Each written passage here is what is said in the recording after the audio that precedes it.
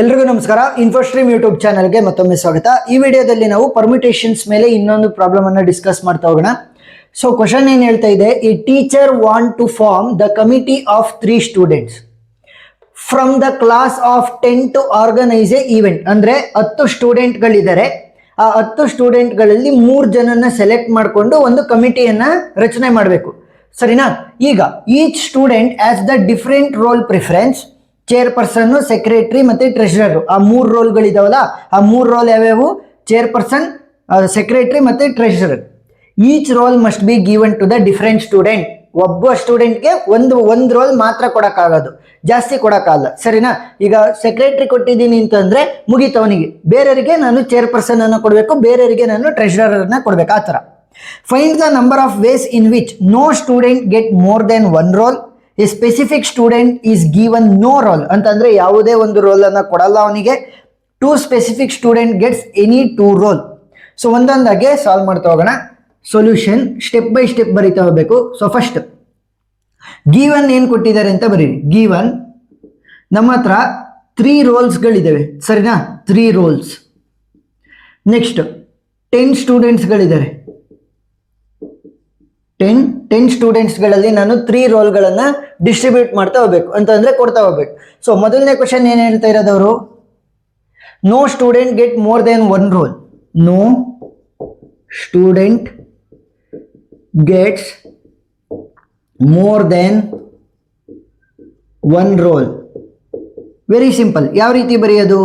ನನ್ನ ಹತ್ರ 10 ಸ್ಟೂಡೆಂಟ್ಸ್ಗಳಿದ್ದಾರೆ, ನನ್ನ ಹತ್ರ ಇರೋದು 3 ರೋಲ್, ಸರಿನಾ?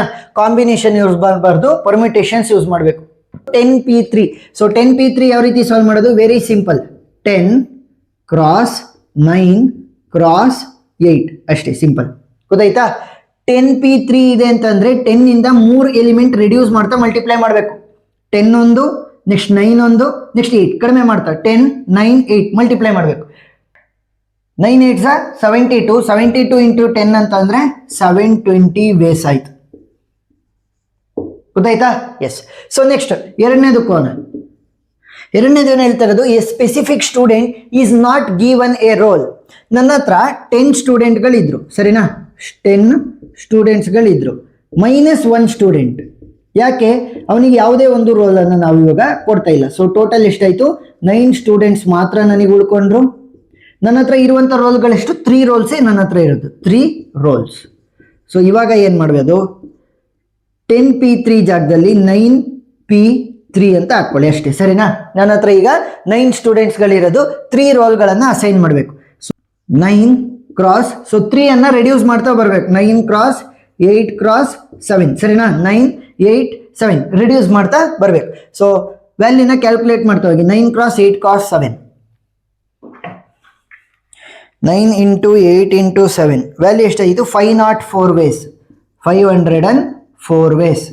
ಸೊ 504 ವೇಸ್ಗಳಲ್ಲಿ ನಾವು ಕೊಡ್ಬೋದು. ಇನ್ ವಿಚ್ ಆ ಒಬ್ಬ ಸ್ಟೂಡೆಂಟನ್ನು ತೆಗೆದಾಕ್ತೀವಿ, ಅವನಿಗೆ ಯಾವುದೇ ಒಂದು ರೋಲ್ ಅಸೈನ್ ಆಗಲ್ಲ, ಇನ್ನು ಉಳಿದಿರೋರಿಗೆಲ್ಲ ಅಸೈನ್ ಆಗಬಹುದು ಅಂತ ಅಂದ್ರೆ 3 ರೋಲ್ ಎಲ್ಲ ಇರೋದು. ಸೊ ಆ 9 ಜನದಲ್ಲಿ ಡಿಸ್ಟ್ರಿಬ್ಯೂಟ್ ಆಗ್ತಾ ಹೋಗುತ್ತೆ. ನೆಕ್ಸ್ಟ್ ಮೂರನೇ ಕ್ವಶನ್ಗೆ ಹೋಗೋಣ. ಈಗ ಅವ್ರೇನು ಹೇಳ್ತಿರೋದು, 2 specific student get any 2 rolls.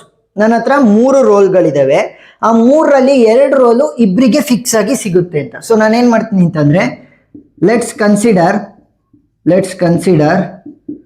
The 2 specific students as 2 specific students as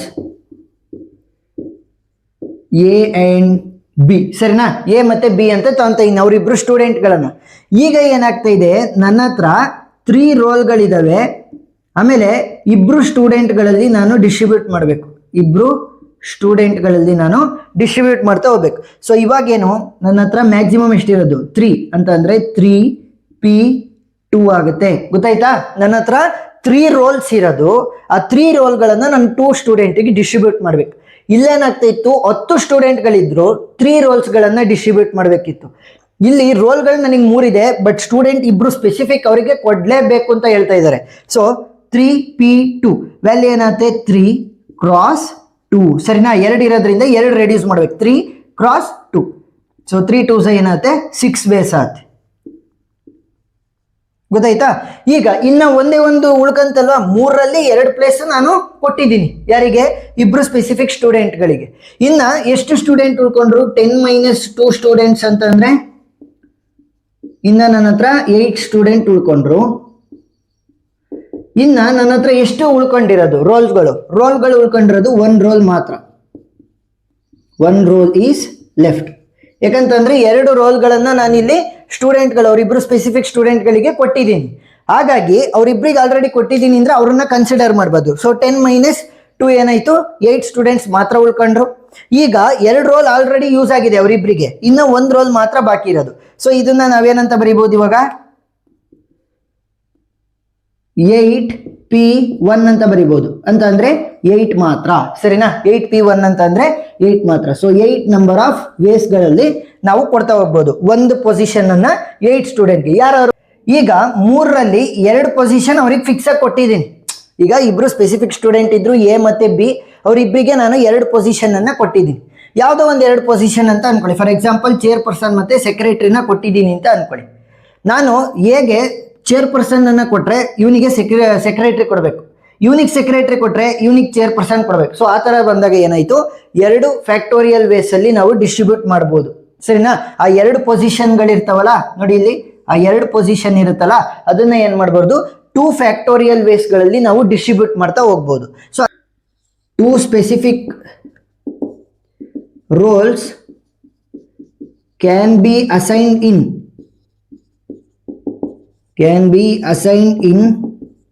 2 factorial ways, ಸರಿನಾ? 2 ಫ್ಯಾಕ್ಟೋರಿಯಲ್ ವೇಸ್ ಯಾಕೆ? ನನಗೆ 2 ಪೊಸಿಷನ್ಗಳನ್ನ ನಾನು 2 ಪೊಸಿಷನ್ಗಳನ್ನ ಇವರಿಬ್ರು ಮಧ್ಯೆ ಅಸೈನ್ ಮಾಡಿರೋದು. ಒಬ್ನಿಗೆ ಸೆಕ್ರೆಟರಿ ಸಿಕ್ಕಿದ್ರೆ ಇನ್ನೊಬ್ನಿಗೆ ಚೇರ್ಪರ್ಸನ್ ಸಿಗ್ಲೇಬೇಕು. ಯಾಕಂತಂದ್ರೆ ಎಲ್ಲ ಸ್ಟೂಡೆಂಟ್ಗೂ ಕೂಡ ಡಿಫ್ರೆಂಟ್ ರೋಲ್ನೇ ಕೊಡಬೇಕು ಅಂತ ಹೇಳಿದ್ದಾರೆ. ನೆಕ್ಸ್ಟ್ ಇವನಿಗೆ ಏನಾದ್ರೂ ಸೆಕ್ರೆಟರಿ ಸಿಕ್ಕಿದ್ರೆ ಹೇಗೆ ಅವನಿಗೆ ಚೇರ್ಪರ್ಸನ್ ಸಿಗ್ಬೇಕು, ಆ ತರ. ಸೊ ಈಗ ಫೈನಲ್ ಆನ್ಸರ್ ಯಾವ ರೀತಿ ಕಂಡುಹಿಡಿಯೋದು? 2 specific students get any 2 roles. ಯಾವ ರೀತಿ? ಇಲ್ಲಿ 6 ವೇಸ್ ಬಂದಿದೆ, ಸೊ ಬರೀರಿ 6 ಇಂಟು ಇಲ್ಲಿ 2 ಫ್ಯಾಕ್ಟೋರಿಯಲ್ ವೇಸ್. ಸೊ 2 ಫ್ಯಾಕ್ಟೋರಿಯಲ್ ಅಂತಂದ್ರೆ 2ನೇ ಬರುತ್ತೆ, ಇಂಟು 8 ವೇಸ್, ಸೊ ಅಷ್ಟನ್ನು ಕೂಡ ನಾವು ಮಲ್ಟಿಪ್ಲೈ ಮಾಡಬೇಕು. ಇಲ್ಲೇನಾಯ್ತು? 3 ರೋಲ್ಗಳಿದ್ದು ಅದನ್ನ ಇಬ್ರು ಸ್ಟೂಡೆಂಟ್ಗೆ ನಾನು ಕೊಟ್ಟೆ. ಸೊ ಅದ್ರದ್ದು ಎಷ್ಟು ವೇಸ್ ಆಯ್ತು? 6 ವೇಸ್ ಆಯ್ತು. ಅದರ ಜೊತೆಗೆ ನಾನು ಇವನಿಗೆ ಸೆಕ್ರೆಟರಿ ಕೊಟ್ರೆ ಅವನಿಗೆ ಚೇರ್ಪರ್ಸನ್ ಕೊಡಬೇಕು, ಇವನಿಗೆ ಚೇರ್ಪರ್ಸನ್ ಕೊಟ್ರೆ ಅವನಿಗೆ ಸೆಕ್ರೆಟರಿ ಕೊಡಬೇಕು. ಅಂದ್ರೆ 2 ಪೊಸಿಷನ್ ಕೊಟ್ಟಿರ್ತೀನಲ್ಲ, ಅದರಲ್ಲಿ ಯಾವ್ದಾದ್ರು ಒಂದನ್ನ ನಾನು ಇವಾಗ ಸ್ವಿಚ್ ಮಾಡ್ತಾ ಹೋಗ್ಬೇಕು ಅವರಿಬ್ಬರ ಮಧ್ಯ. ಸೊ ಅದಕ್ಕೋಸ್ಕರ ಏನಾಗುತ್ತೆ? 2 ಫ್ಯಾಕ್ಟೋರಿಯಲ್ ವೇಸ್ ಆಗುತ್ತೆ. ನೆಕ್ಸ್ಟ್ ಇನ್ನ ಒಂದೇ ಒಂದು ಪೊಸಿಷನ್ ಉಳಿದಿರುತ್ತಲ್ಲ, ಅದಕ್ಕೆ ಎಷ್ಟು ಜನ ಕಾಂಪೀಟ್ ಮಾಡ್ತಾರೆ? 8 ಜನ. ಯಾಕಂದ್ರೆ ಇಬ್ಬರಿಗೆ ಆಲ್ರೆಡಿ 2 ಪೊಸಿಷನ್ ಫಿಕ್ಸ್ ಆಗಿದೆ.